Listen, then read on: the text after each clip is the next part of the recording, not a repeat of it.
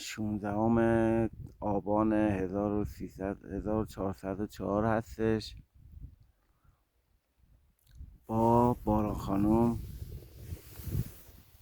سلام. باران خانم بله. یه اوکی بده. اوکی. کنار سد طالقان هستیم. خیلی باحاله. باران چه حسی داری الان؟ باحاله. دوست داری؟ آره.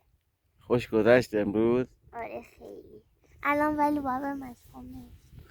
الان باید بره مشقاشو بنویسه. از دیروز که با من اومده داره مشق می‌نویسه ولی تا الان موفق نشده که این کار مهم رو انجام بده.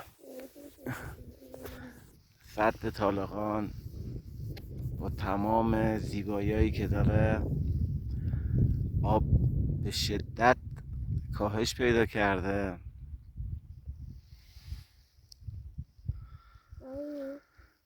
خیلی از زیبایی‌هایی که ته آب بوده داره نمایان میشه.